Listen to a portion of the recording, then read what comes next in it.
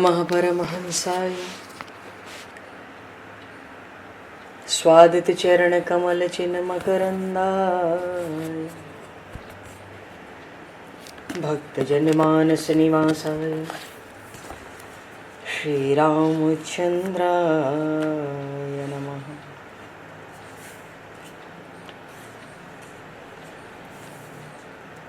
वंदे विदेहतनया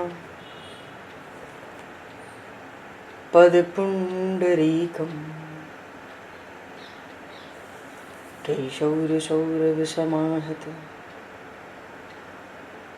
योगिचेतं हन्तुं प्रतापमनिशं मुनिहंससेव्यं सन्मानशालिपरिपीत परागपुञ्जम्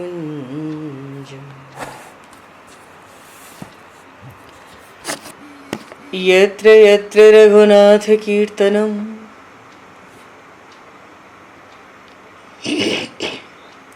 तत्र तत्र कृतमस्तकाञ्जलिं बाष्पवारि परिपूर्णलोचनं मारुतं नमत राक्षसान्तकं कुन्द इंदुसमदेह उमारमण करुणायन जाहि दीन परनेह करहु कृपा मर्दन मयन।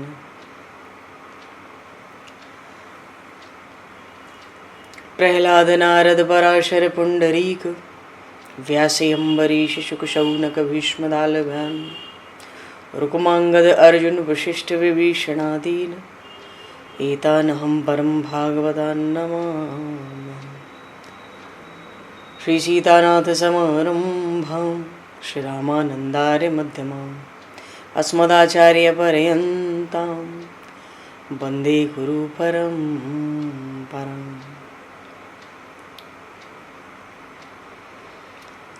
वर्णानामर्थ संज्ञानां रसानां छन्दसामपि मंगलानां च कर्तारो वन्दे वाणी विनायकौ।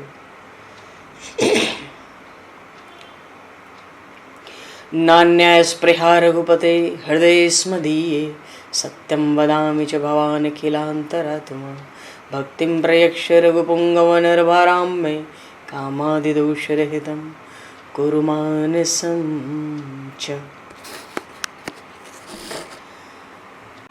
भक्त भक्ति भगवंत गुरु चतुर्नाम वपु एक तिनके पद वंदन के नाशहि विघ्न अनेक। बंधु तुलसी के चरण जिनकी न्यो जग काज कल समुद्र घोरत लगो प्रगट्यो सप्त जहान।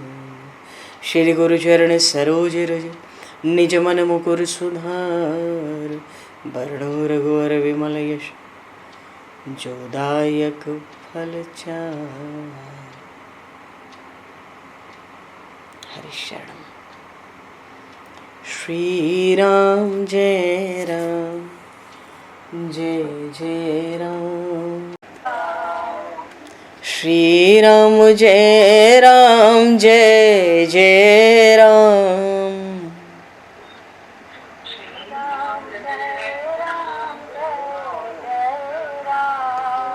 श्री राम जय राम जय जय राम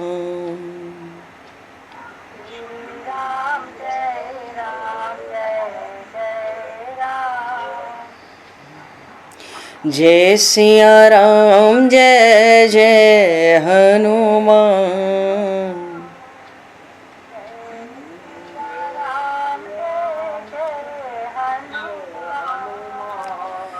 श्री गुरु रामानंद भगवान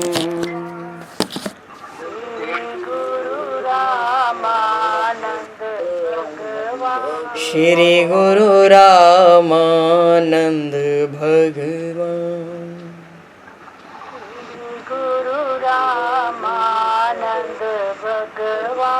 श्री राम जय राम जय जय राम। श्री राम जय जय राम। जय सिया राम जय जय सिया राम। जय सिया राम जय जय सिया राम। जय सिया राम जय जय सिया राम। जय सिया राम जय जय सिया राम। बोली सियावर रामचंद्र भगवान की जय। संपूर्ण राम दरबार की जय। श्री अवध मिथिला धाम की जय। श्री बांके बिहारी लाल की जय। 84 कोस ब्रजमंडल धाम की जय। श्री रामचरितमानस जी महाराज की जय। श्रीमन्नाम महाराज की जय। श्री पंडरीनाथ भगवान की जय। कली पावन अवतार गोस्वामी तुलसीदास जी महाराज की जय। सब संतन की जय, सब भक्तन की जय, समस्त वैष्णवन की जय, समस्त पूर्वाचार्य चरणन की जय, समस्त संप्रदाचार्यन की जय। श्री सद्गुरुदेव भगवान की जय। गंगा मैया की जय, जमुना मैया की जय, सरजू मैया की जय, गौ माता की जय, तुलसी माता की जय, पृथ्वी माता की जय, एकाशी महारानी की जय। जय जय श्री सीताराम, जय जय श्री राधेश्याम। नमः पार्वती पते हर हर महादेव। हरिशरणम। अनंत कोटि ब्रह्मांड नायक सर्वेश्वर पूर्ण परात्पर ब्रह्म असंख्य कल्याण गुणगणलय भक्तवांशा कल्पतरु शरणागत वत्सल भक्त वत्सल दीनबंधु दया सिंधु श्री कौशल्य आनंद वर्धन श्री दशरथ नंदन श्री जानकी कंठभूषण भगवान श्री सीताराम जी महाराज की असीम कृपा करुणा से श्री हनुमान जी महाराज की परम पावन भावमयी सन्निधि में महापुरुषों की भावमयी उपस्थिति में एवं आप सभी श्रद्धालु भक्त वैष्णवों की मंगल सन्निधि में मानव जीवन का सर्वोत्कृष्ट फल भगवत गुणगान भगवत कथा का आनंद हम सभी श्री राम कथा के माध्यम से प्राप्त करने जा रहे हैं। सर्वप्रथम आप सभी भक्त जनों के श्री चरणों में भगवत भाव से सादर वंदन सादर नमन। आप सभी को यथा योग्य जय सिया राम, जय जय श्री राधे हरि श्याम, जय श्री राम।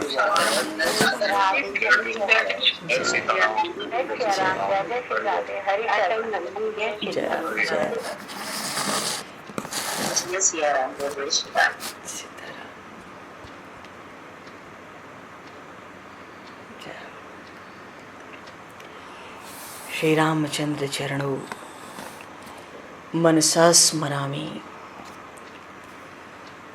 श्री रामचंद्र चरणों वचसा गृणामि।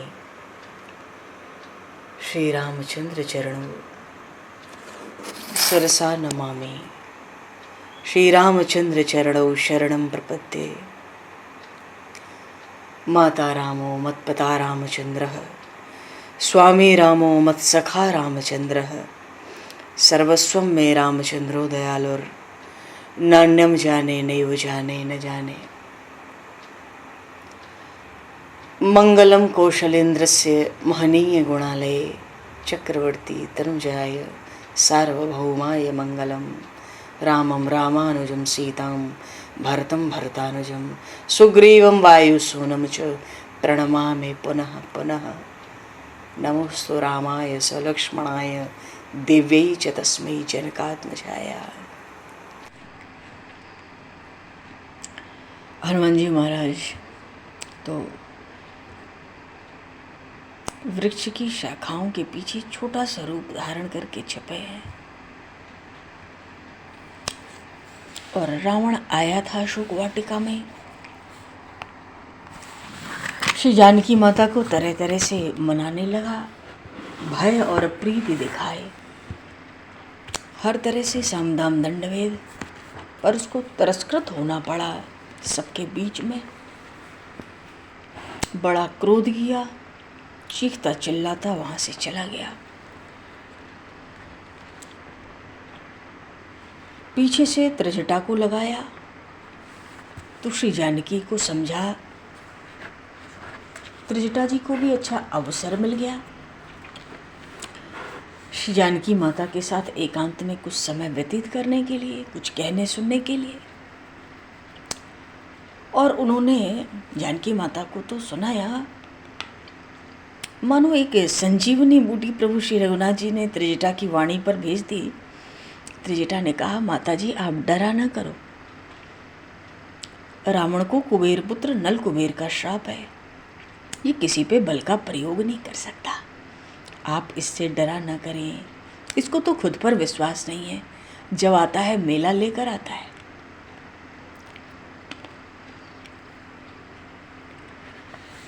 चलो रावण तो चला गया। त्रिजटा ने अन्य राक्षसियों को देखा ये बड़ी त्रास देती हैं, सबको बुलाया और बुलाकर अपना स्वप्न सुनाया। क्योंकि राम जी के चरणों में उनका भी बड़ा प्रेम था। राम जी के चरणों में प्रेम हो, उसमें वो बड़ी निपुण थी, बड़ी चतुर थी। सबको बुला के अपना स्वप्न सुना दिया।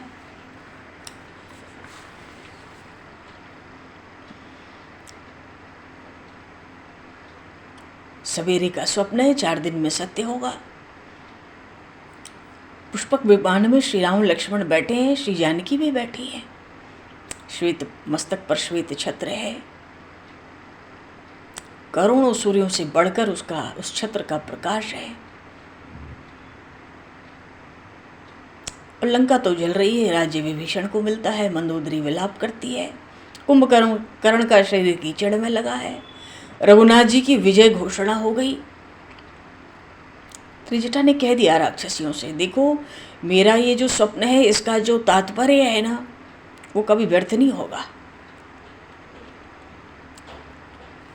और सब राक्षसियों ने जब सुना, कह रहे भाई ये तो 4 दिन की बात है, ऐसे समय ऐसे मुहूर्त में देखा गया स्वप्न।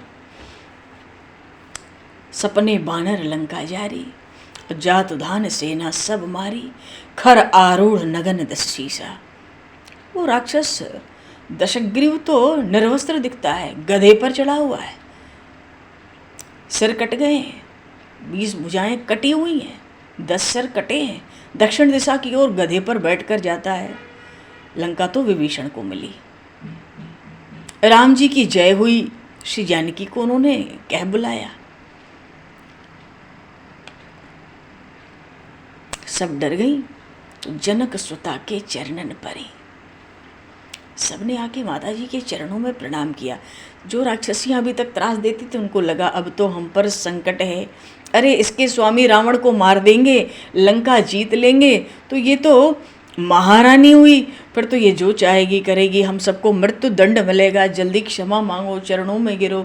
वैसे इसका स्वभाव बड़ा कोमल है, बड़ी करुणा है इसमें, आज तक किसी की ओर उसने दृष्टि नहीं उठाई, कैसी महान पतिव्रता है। एक बूंद जल भी लंका में इसने ग्रहण नहीं किया, एक अन्न का दाना भी ग्रहण नहीं किया। और बानर रूपधारी हनुमान जी तो वृक्ष की शाखा में छिपे ही थे, क्रोध में बहुत थे, हाथ मींचते दांत पीसते पर कुछ कर नहीं सकते थे। पर श्री जानकी माता को बड़ा कष्ट हुआ कि इतने समय से तो प्रभु के दर्शन के लिए प्राण रख रखा है, शरीर रख रखा है, महीने 2 महीने में ये राक्षस कहता है मुझे मार देगा। माता जी त्रिजटा से बोली कर जोरी,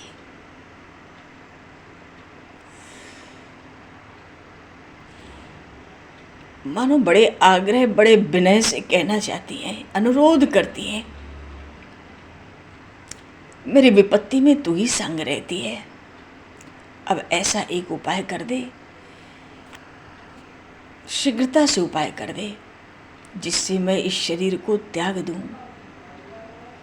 कहीं से लकड़ी ला, अग्नि ला और मां तू अनल पुण्य देह लगाई। हे त्रिजटा, मेरे साथ जो तेरा प्रेम है तो उसको सत्य करके दिखा, क्योंकि रावण की ऐसी वाणी सुने को श्रवण सूल समबानी। माताजी के इतनी भारी व्यथा दुख को देखकर त्रिजटा ने श्री जानकी माता के चरण पकड़ लिए और प्रभु का प्रताप बल सुजस। अरे माता, तुम प्रभु का प्रताप भूल गई क्या? तुम उनके बल को नहीं जानती? अरे धनुष की टंकारी दशों दिशाओं को बहरा कर देती है, कान फट जाते हैं। और रात ऐसी बातें ना करो। और फिर रात्रि में कहीं अग्नि थोड़ा ही मिलेगी, अब तो सुबह होने जा रही है, राक्षस तो अब सोते हैं।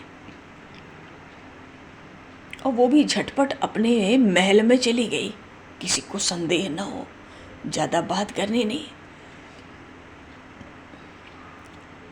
श्री जानकी माता को लगा अरे अब तो विधाता भी प्रतिकूल है, मिले न पावक मिटे न सूला।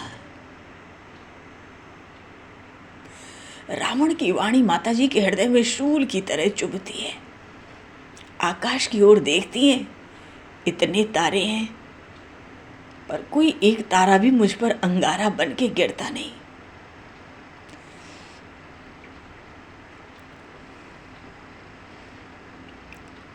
ये चंद्रमा, इसमें कोई शीतलता तो है नहीं, ये तो अग्नि की बरसात करता है। पर मुझे मेरे दुर्भाग्य को देखकर उस अग्नि की वर्षा मुझ पर नहीं करता है।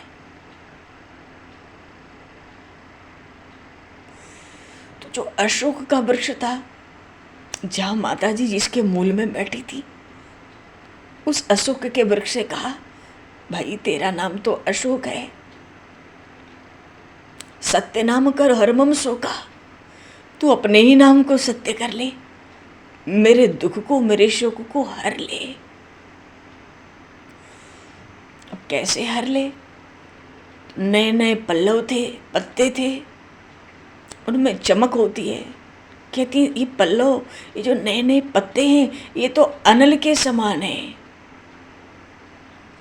अग्नि के समान चमचम करते हैं, तो तुम ही अग्नि दे दो, दुख से तो छूटो।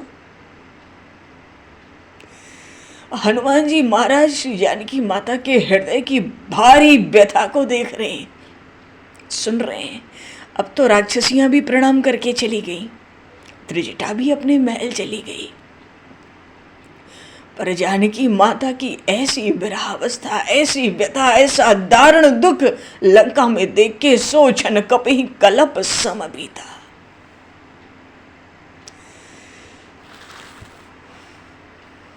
हनुमान जी के दुख का कोई पारावार नहीं है। हनुमान जी ने सोचा अब अच्छा अवसर है, स्वयं को प्रकट करूं, उससे बढ़िया होगा पहले मुद्रिका जो स्वामी ने अंगूठी दी है वो नीचे डाल दो।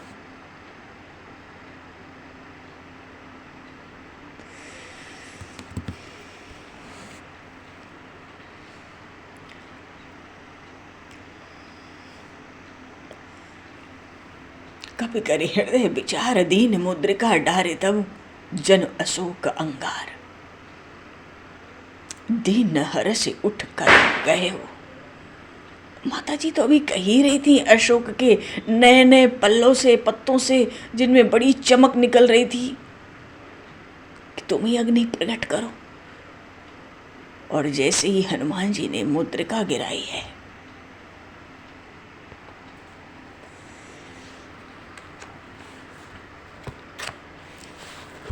श्री जानकी माता को तो ऐसा लगा मानो इस अशोक के वृक्ष ने ही पत्ते के रूप में कोई अंगार गिरा दिया।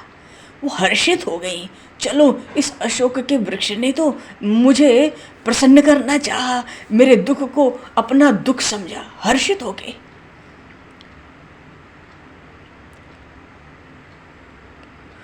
कर गए वो हाथ में उठा लिया और देखती है, तब देखी मुद्रिका मनोहर। अरे राम नाम अंकित अति सुंदर।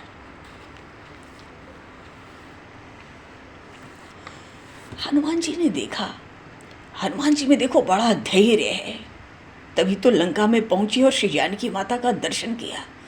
जब दर्शन किया था श्री विदेह राज तनिया का हनुमान जी ने, उनके हृदय में दर्शन का वो प्रेम समाता नहीं था। उनका आकृष्ट शरीर स्वभाव से ही तेजोमय सौंदर्य की कान, मानो उस पर उड़ उड़कर धूल जम गई थी। ऐसी जान पड़ी हनुमान जी को मानो कामदेव भूल से अपनी मोहिनी मणि को यही भूल गया हो। ओ श्री जानकी माता रात दिन निरंतर उन कमल नयन भगवान राम का, उनके नाम की रट कर रही थी।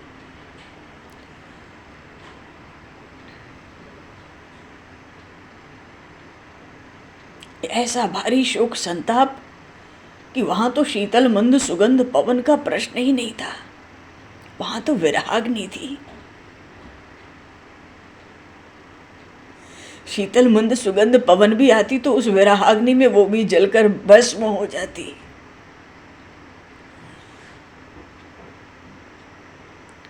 हनुमान जी मन में तो प्रभु का गुणगान करने लगे, अभी वाणी से नहीं किया, मुद्रिका डाल दी। माता ने देखा प्रभु का मनोहर नाम, मुद्रिका अपने सुंदर हाथों में, कोमल हाथों में उठा ली। स्वामी की मुद्रिका को पहचान के अपने हृदय में बड़ा हर्ष,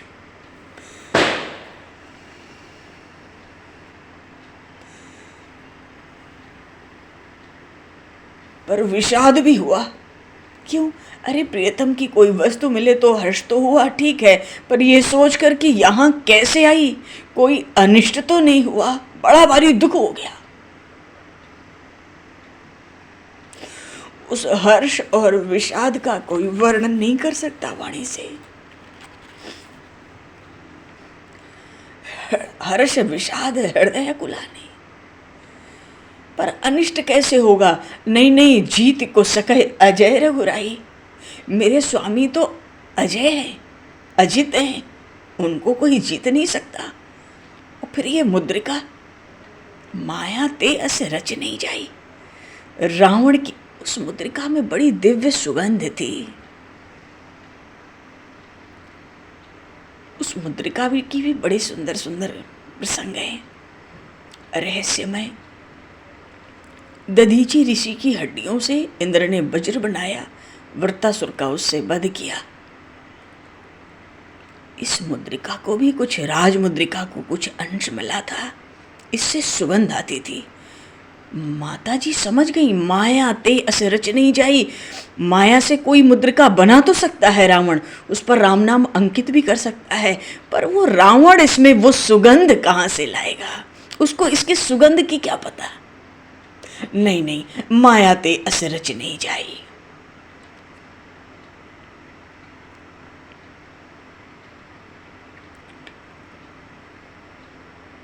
तरह तरह के विचार श्री जानकी माता के हृदय में उठने लगे। वो तो उस मुद्रिका से कहने लगी, अच्छा कितना भारी आनंद हुआ होगा, इतने समय के बाद कोई वस्तु स्वामी की दिखलाई पड़ी है। प्रभु श्री राम की लंका में हर्ष भी अपार हुआ, क्योंकि जो विषाद था उसका कारण मिट गया। जीत को सके अजय रघुराई, माया ते अस रच नहीं जाई, पक्का हो गया। तो अब हृदय में केवल हर्ष बचा है। उस मुद्रिका से कहती है, अरे मुद्रिका, मैं बलिहारी जाऊं, तू बता तो भाई सहित कृपालु कौशलनाथ कुशल से तो है। तू अमृतमय वचन सुना, मुझे शीतल कर दे। सीता जी को स्मरण हुआ, हाय हाय, मेरा कल्याण मंगल देखते हुए भी मैंने लक्ष्मण जी का तिरस्कार किया। मेरे हृदय में अभी तक इसका खेद बना हुआ है। वे तो बड़े ललित हैं, वो लखन लाल हैं, क्या अपने उस प्रसंग का स्मरण करके अपने रोष को शांत करके तू बता, अरे मुद्रिका, क्या वो मेरे प्यारे लखनलाल मेरी कभी सुध करते हैं?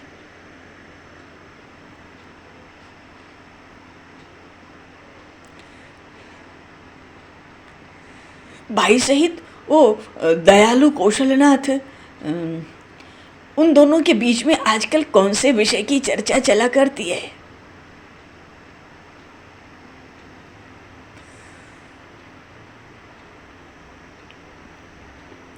अरे मुद्रिका, मेरे प्रभु तो शील के भंडार हैं, सब प्रकार समर्थ हैं, सच्चे स्वामी हैं, दीन बंधु हैं, परम दयालु हैं।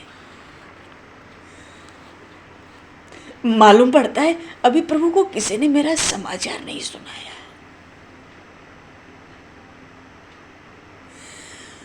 तभी तो उनके आने में इतना विलंब हुआ। वो मुद्रिका कोई मुद्रिका थोड़ी थी, ये तो सब भगवान के हद भक्ति के पार्षद ही हैं। भगवान के श्री अंग पे जितने आभूषण शोभित होते हैं सब हद भक्ति वाले पार्षद हैं। मुद्रिका कहने लगी, श्री सीता माता की बात सुनकर मुद्रिका कहने लगी, माता जी, वो कृपा के सिंधु कौशलनाथ अपने दल बल और लक्ष्मण जी के साथ कुशल से हैं।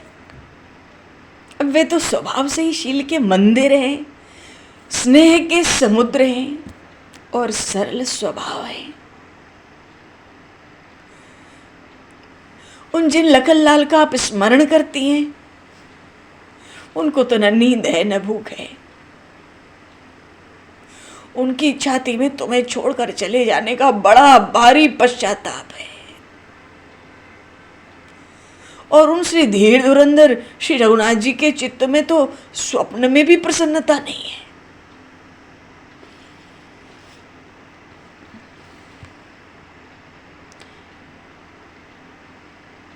हे श्री जानकी जी, ये वर्षा ऋतु आ गई ना, इसलिए आपकी उचित खोज नहीं हो पाई। अब अवसर पाके साधनों का प्रयोग कर रहे हैं जिससे उनका कार्य फलीभूत हो जाए, आपका पता लग सके। इस विचार से उन्होंने दशों दिशाओं में बानर भेजे हैं और वो बानर प्रभु का कार्य करने में कभी विमुख नहीं होंगे।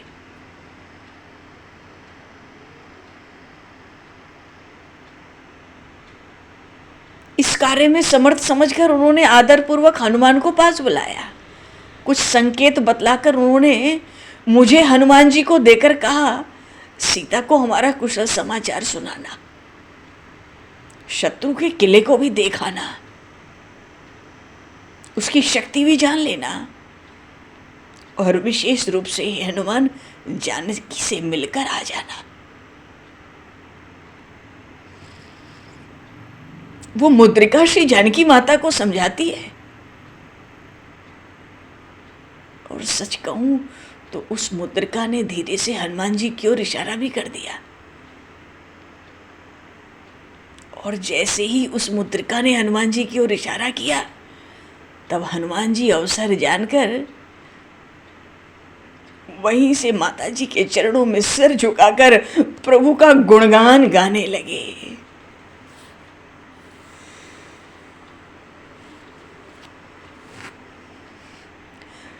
रामचंद्र गुण बरने लागा, सुनत ही सीता कर दुख भागा।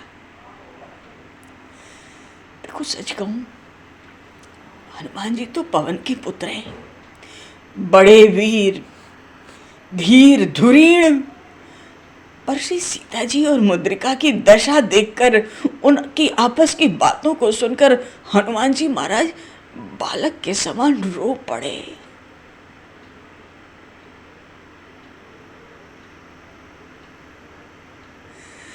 उनका चित्त व्याकुल हो गया। उन्होंने तो समझा नहीं था कि मुद्रिका भी इतनी बात कर लेगी। इस मुद्रिका ने तो मेरा सब काम बना दिया।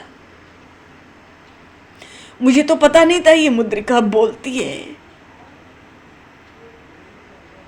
हनुमान जी महाराज बालक की तरह रो पड़े और वैसे भी वो कुटिल रावण का जो कटु भाषण सुना था, हनुमान जी का जो क्रोध था ना, मानो विंध्याचल की तरफ बढ़ रहा था।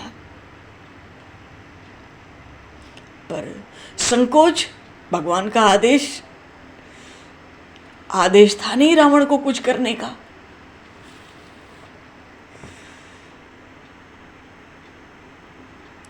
उनमें बड़ी बुद्धि है, बड़ा बल है, बड़ा साहस, बड़ा पराक्रम, पर सब गुण होते हुए भी उन्होंने दबा लिया था।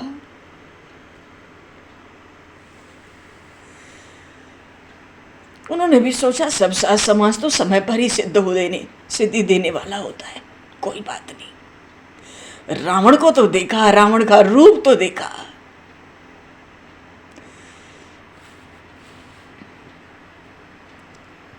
हनुमान जी प्रभु का गुणगान करने लगे और सुनत ही सीता कर दुख भागा।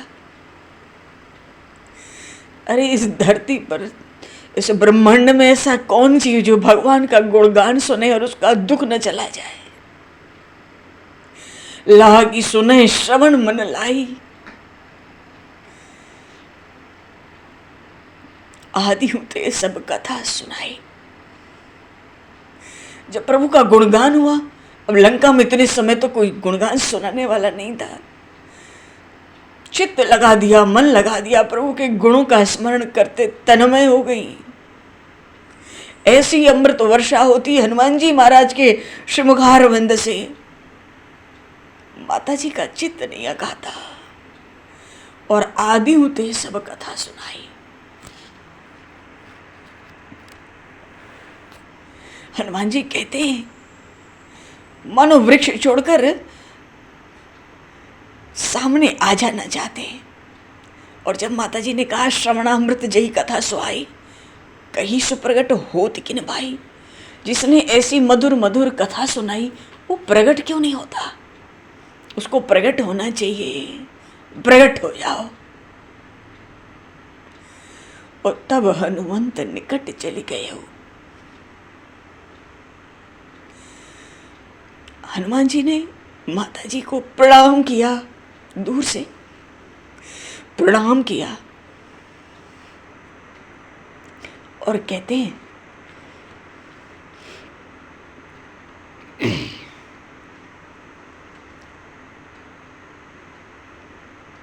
अच्छा, माता जी ने कहा कि जो प्रकट क्यों नहीं होते, तो हनुमान जी भी डरे, थोड़ी भी देर हुई तो श्राप भी मिल सकता है, ये माया नगरी है, माता जी को किसी पर विश्वास नहीं है। मानो भाव ये था कि तू दिखाई नहीं देता और दिखाई नहीं देगा तो मैं श्राप दे दूंगी। तो हनुमान जी वृक्ष को छोड़े, सम्मुख आकर बैठ गए, बोले, दूर बैठ के बोले, माता तुम मुझे अपना पुत्र समझकर मेरी बात का उत्तर दो।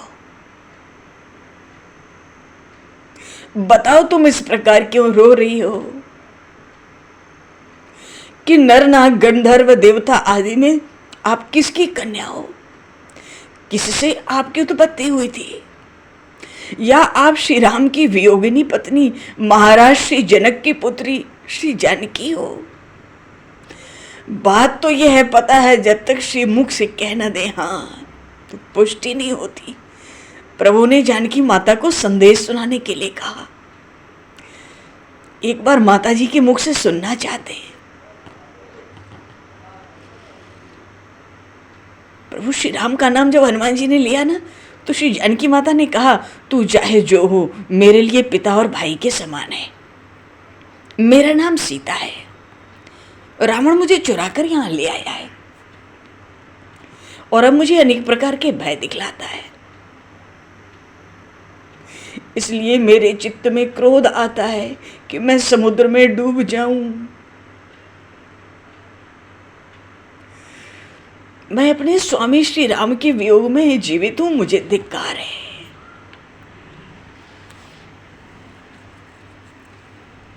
हनुमान जी कहते, माता जानकी विश्वास करो, मैं रघुवंश मणि भगवान श्री राम का दूत हूं, मुझे साक्षात पवन पुत्र समझो। इस नीच निशाचर रावण ने जो अंड बंड बातें कही हैं वो मैंने सब सुन ली है। अरे वो तो काल की डाढ़ों के बीच में पड़ा हुआ है, तो बैठा बैठा इस प्रकार वो गाल क्यों नहीं बजावेगा। माता जी, मैं तो श्री रघुनाथ जी की कृपा से आज ही शत्रु का तिरस्कार करके हठपूर्वक आपको ले जा सकता हूं, पर स्वामी की आज्ञा भंग करने से डरता हूं। इससे देवताओं का भी तो काम बिगड़ता है। इसलिए आप हृदय में धैर्य धारण करो। जानकी माता कोई विश्वास थोड़ी कर रही है अभी हनुमान जी पे।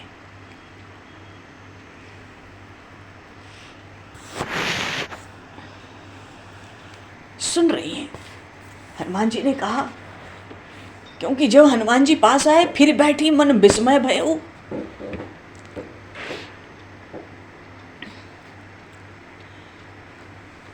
मुंह फेर लिया, मन में विश्वास नहीं हुआ पूरा।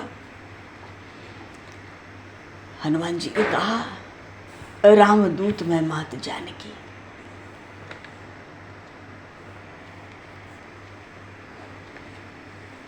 सत्य शपथ करुणा निधान की।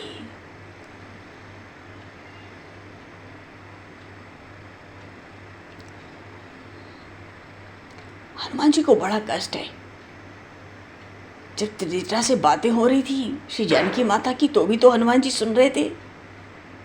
त्रिजटा से श्री जानकी माता ने कहा था कि तुम मेरी धर्म माता हो, कई बार मुझे आश्वासन देती रही हो, समय समय पर मुझे बचाया है, थोड़ी और सहायता करो। अब जीवन धारण करने में असमर्थ हो गई हूँ, अब मुझसे सहा नहीं जाता, तनिक सा विष या अग्नि मुझे दे दो, मैं देह त्याग करूंगी। हनुमान जी तो सब सुने थे। हनुमान जी पर विश्वास कैसे हो जाएगा लंका में एक बार में। पर विष की बात जहां तक है, विष तो लंका में केवल राक्षसों की वाणी और उनके हृदय में रहता है।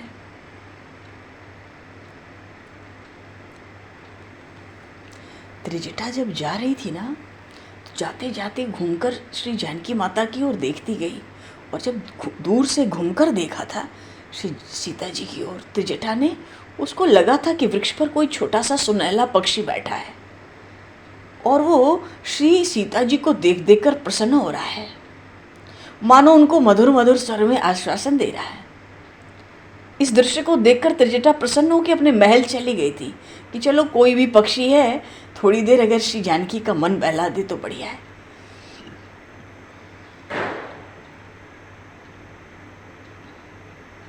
तो हनुमान जी को जब देखा था ना श्री जानकी माता ने, तो उन इतने छोटे से थे, उनको लगा ये कोई स्वर्णिम पक्षी है, ये भी मुझे छलना चाहता है। एक बार को तो माता जी के मन में आया कि ये मेरी जो वेणी है, जो बाल बने हुए हैं लंबे, ये तो पर्याप्त बड़ी है। त्रिजटा न मुझे विष दी न अग्नि दी, मैं इसी को कंठ में लपेट कर इसी अशोक वृक्ष की शाखा से लटक जाती हूँ। वो तो हाथ में वेणी लेकर उठी, वो भुवन वंदनिया शाखा में लपेटने लगी। हनुमान जी व्याकुल होकर खड़े हो गए। पक्षी के बानर से छोटे एक अंगूठे के बराबर रूप था। खड़े हो गए, ये क्या। और उसी समय हनुमान जी जब व्याकुल हुए, जानकी माता के जो बाईं भुजा और बायां नेत्र फड़कने लगा। माता जी ने सोचा ये तो शुभ सूचक है, मुझ भाग्यहीना का क्या शुभ होने वाला है। हनुमान जी ने कहा, रामदूत मैं मात जानकी, सत्य शपथ करुणा निधान की। माता अब कुछ न करो, इतना धैर्य धारण किया है, अब तो हम आ गए हैं। मैं सत्य सत्य उन करुणा निधान प्रभु की शपथ करके कहता हूं। अच्छा, हनुमान जी बहुत से नाम ले सकते थे प्रभु के, यहाँ पर कोई भी गुण से प्रभु को संबोधित कर सकते थे, पर करुणा निधान का क्यों। श्री जानकी माता प्रभु श्री राम को करुणा निधान कहकर ही बुलाती थी। प्रभु ने समझा बुझाकर भेजा हनुमान जी को, मानो प्रभु ने सिखाया उनको करुणा निधान नाम लेना, वो विश्वास हो जाएगा कि तुमको मैंने भेजा है। राक्षसों की नगरी तो माया नगरी है।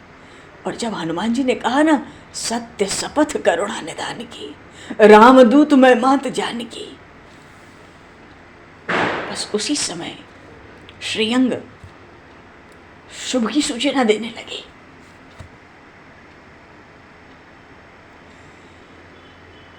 उनको लगा माता जी को आश्वासन देना चाहिए। रावण आया था, बड़ी कटु भाषण करके गया है, यदि इन्होंने कुछ शीघ्रता की तो ये तो समुद्र पार करना भी व्यर्थ हो जाएगा।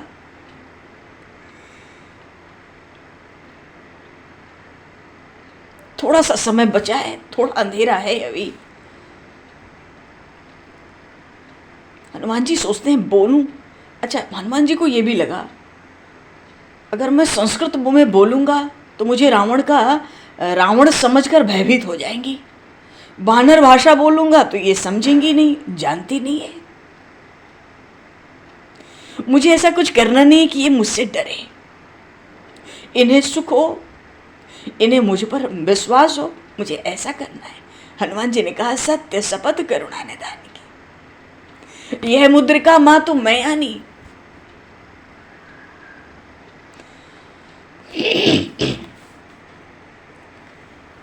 तो जब पूरा विश्वास नहीं हो पा रहा था, शुभ अंग तो भड़कने लगे, तो हनुमान जी ने आदियों से सब कथा सुनाई। माता जी सोचती होंगी प्रभु श्री राम के साथ तो लखनलाल थे, ये बानर कहां से आ गया। तो आदियों ते सब कथा सुनाई। दूर बैठे थे सामने हनुमान जी, अंगूठे के बराबर, और सुनाने लगे। सूर्यवंश में अयोध्या नरेश महाराज दशरथ अत्यंत प्रतापी हुए, लेकिन अपनी रानी कैकेयी के कहने से अपने ज्येष्ठ पुत्र श्री राम को उन्होंने 14 वर्ष के लिए वन में भेज दिया। हनुमान जी कथा सुना रहे हैं, आदि होते सब कथा सुनाई, और धीरे धीरे माता जानकी के चरणों के पास आना चाहते हैं। मानो इतने पास आ रहे हैं कि धीरे धीरे, अब अंगूठे के बराबर शरीर है, जितना कितना धीरे बोलेंगे पर माता जानकी सुन सके ऐसा बोल रहे हैं। बड़ी मधुर वाणी में मधुर वचन बोले हनुमाना। तो किस भाषा में बोले? मानव की जो प्राकृत भाषा है, बोलचाल की उस समय जो भाषा रही हो, उस भाषा में बोलने लगे। तो क्या कहते हैं कि 14 वर्ष के लिए वन में भेज दिया अपने ज्येष्ठ पुत्र श्री राम को, पर उन श्री राम के प्रेमवश उनके अनुज लक्ष्मण, उनकी भार्या सीता भी साथ में वन में आई। चित्रकूट में भाई भरत के आने पर भी धर्मज्ञ राम अयोध्या नहीं लौटे। भार्या और अपने अनुज के साथ दक्षिण की ओर बढ़े तो मार्ग में दानव विराध को उन्होंने मारा। अनेक वर्षों तक दंडकारण्य के मुनियों के आश्रमों में बड़ा सत्कार पाते हुए घूमते रहे। पुनः श्री राम ने गोदावरी तट पर पंचवटी में पर्णकुटी बनाई। तब दशग्रीव की दुरात्मा बहन शूर्पणखा वहां पहुंची। उसकी दुष्टता के कारण लक्ष्मण जी ने उसके नाक और कान काट दिए।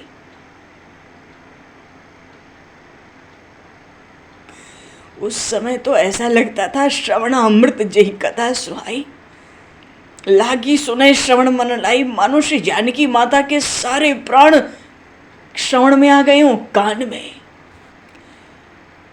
इतनी मधुर कथा लगती, मधुर वाणी में हनुमान जी के। वो तो एक टक सुनने लगी। हनुमान जी आगे कहते हैं, शूर्पणखा की सहायता करने आए खरदूषण तृष्णा 14 सहस्त्र राक्षसों के साथ प्रभु श्री राम की बाणों की अग्नि में स्वाहा हो गए। लेकिन शूर्पणखा के उकसाने पर दशग्रीव मायावी मारीच को लेकर पंचवटी पहुंचा। स्वर्ण मृग बनकर मारीच उन प्रभु श्री राम को दूर ले जाने में सफल हो गया, और उसने कातरकंठ से लक्ष्मण को भी पुकारा, और दोनों भाइयों की अनुपस्थिति में दशग्रीव ने उन श्री राम भार्या का हरण किया। गीधराज जटायु श्री जानकी की रक्षा में रावण द्वारा मारे गए। मारीच को मारकर श्री राम लौटे। अब देखो, अब आगे की कथा तो जानकी माता को नहीं पता, श्रवण अमृत जयी कथा सुहाई। अब तो कानों को अमृत के समान कथा मालूम पड़ती है। हनुमान जी मधुरवाणी से कहते हैं, मारीच को मारकर प्रभु लौटे, मार्ग में लक्ष्मण मिले, भार्या से रहित पर्णकुटी देखी, वियोग से व्याकुल हो गए।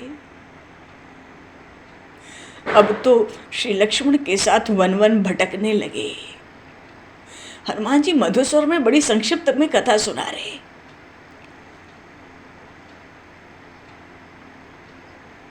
अब तो माता जी अत्यंत उत्सुक हो उठी, बोल पड़ी, मेरे कर्णों में, मेरे कानों में अमृत उड़ेलने वाले मेरे अदृश्य हितैषी आप कौन हो? इस भाग्यहीना विवशा पर कृपा करने पधारे हो, सम्मुख क्यों नहीं आते? आपको देखने और आगे का समाचार जानने के लिए मैं उत्सुक हूं, कहीं सुप्रगट होते कि न भाई? जिसने कथा कही, कथा सुनाई, वो प्रगट क्यों नहीं होता?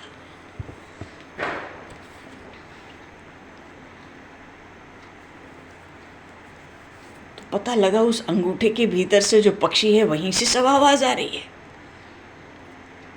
व्याकुल हो गई। उनको लगा, हाय हाय, मैं स्वप्न में बानर देख रही हूं। स्वप्न में बानर का दर्शन तो बड़ा शुभ होता है। अनुज के साथ मेरे स्वामी का मंगल होना चाहिए। और यदि मैं सत्य देख रही हूं कि सचमुच कोई वानर है सामने, मूंगे के समान लाल मुख, स्वर्ण वर्ण।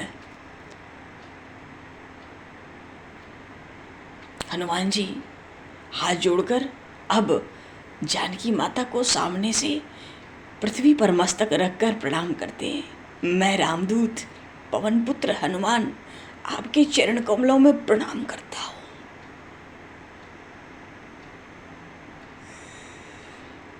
हनुमान जी का हृदय नृत्य करने लगा। वो भगवान से सीताराम के गुणगान में मग्न हो गए।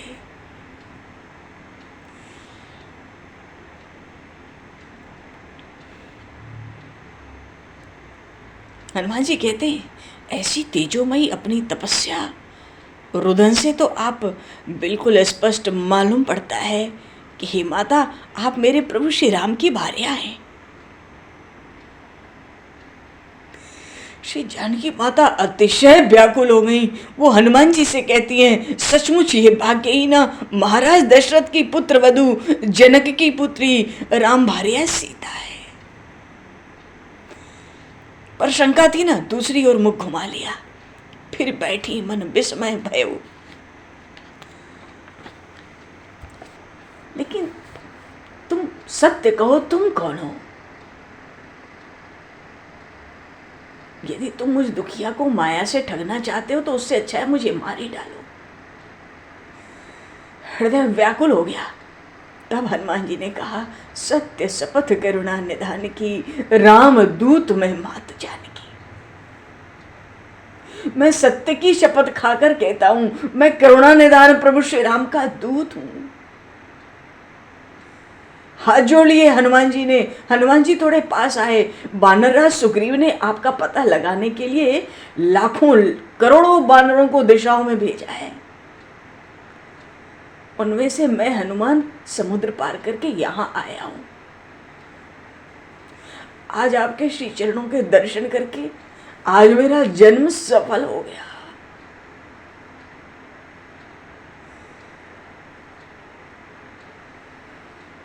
हनुमान जी लौटने लगे आनंद से। एक तो स्वामी का कार्य हुआ, दूसरी श्री जानकी माता का दर्शन, उनको प्रणाम करने का अवसर हनुमान जी को मिला। उनको अतिशय आनंद हुआ है। श्री जानकी जी ने कहा, वानरराज सुग्रीव ने इतना कष्ट क्यों किया? क्योंकि उनका संदेह दूर नहीं होता। श्री राम तो पुरुषोत्तम है, उनका वानरराज सुग्रीव से परिचय कैसे हुआ?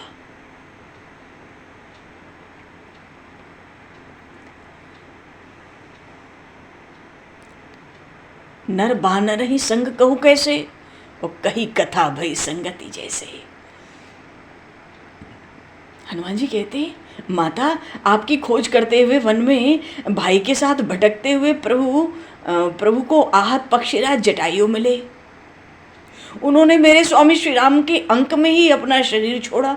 उनकी अंत्येष्टि अपने हाथों से संपन्न करके वो कमल लोचन प्रभु श्री राम आगे बढ़े।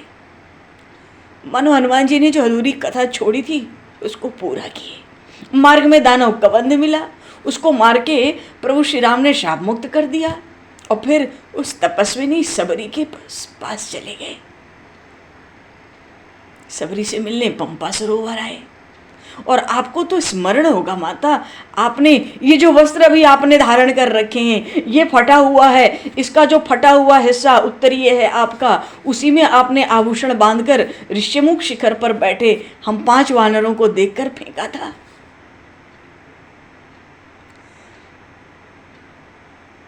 तो अपने अग्रज बाली के द्वारा निर्वासित सुग्रीव उन दिनों ऋष्यमुख पे रहते थे हम सभी के साथ। 3 और मंत्री थे, हम 5 वहां रहते थे। तो श्री राम लक्ष्मण प्रभु को देख के तो पहले सुग्रीव डरे। मैंने दोनों भाइयों का परिचय लिया उनकी आज्ञा से। परिचय पाकर मैं शिखर पर गया ऋष्यमुख के, और अग्नि के साक्षी देकर प्रभु श्री राम ने सुग्रीव को मित्र बनाया और मैत्री के पुरस्कार में बाली को मारकर उनको किष्किंधा का राज्य दे दिया। सुग्रीव तो प्रभु श्री राम के बनाने से बानर राज हुए। अब कुछ प्रत्युपकार तो करना ही पड़ता है। उनकी सेवा हो इसलिए दशों दिशाओं में करोड़ों करोड़ों बानर भेज दिए। और जटायु के बड़े भाई संपाति ने समुद्र तट पर आपका पता दे दिया, इससे मैं यहां आ सका। जानकी माता को बहुत आनंद हुआ। वो तो कहती हैं, अहो सत्य है, मनुष्य जीवित रहे तो 100 वर्ष बीतने पर भी उसको अभिष्ट मिलता है। मानो उम्मीद की आशा की किरण के रूप में हनुमान जी महाराज प्रकट हुए थे। बहुत प्रसन्न है श्री जानकी माता, आश्वस्त हुई हैं। हनुमान जी महाराज जब प्रसन्न देखे जानकी माता को, चरण स्पर्श करने आगे बढ़े। फिर थोड़ी शशंक हुई, तुम कहीं मायावी रावण तो नहीं? लेकिन तुम्हें देखकर मेरा चित्त प्रसन्न होता है। तुमने श्री राम को देखा है? वे कैसे हैं? सकुशल हैं? कैसे रहते हैं? उनके शरीर के चिन्ह क्या हैं?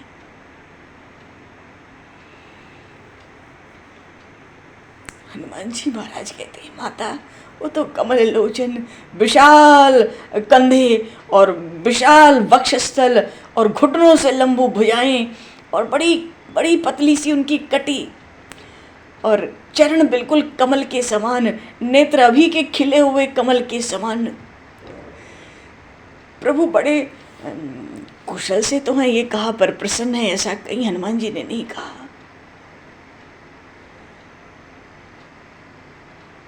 उनकी कुशल आपके श्री चरणों का सेवक ये क्या कहेगा?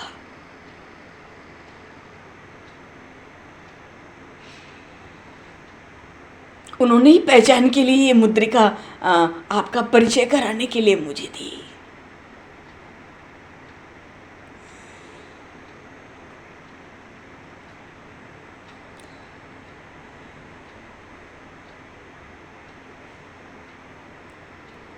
राम नाम अंकित अति सुंदर।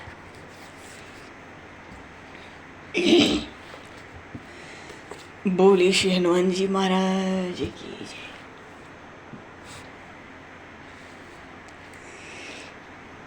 श्यावर रामचंद्र भगवान की जय। श्री जानकी मैया की जय।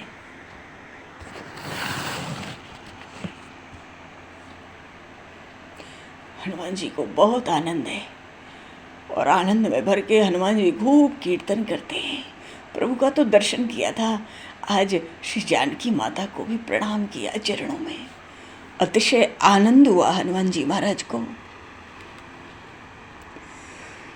उनके आनंद का कोई आर पार और छोर नहीं था।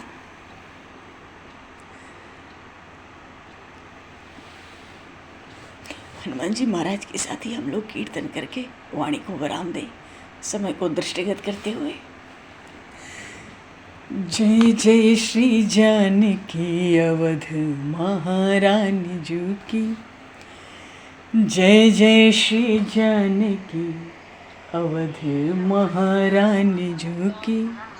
जय जय श्री जानकी अवध महारानी जू की। जय जय श्री जानकी अवध महारानी जू की। जय जय राजा राम प्रभु अवध बिहारी की।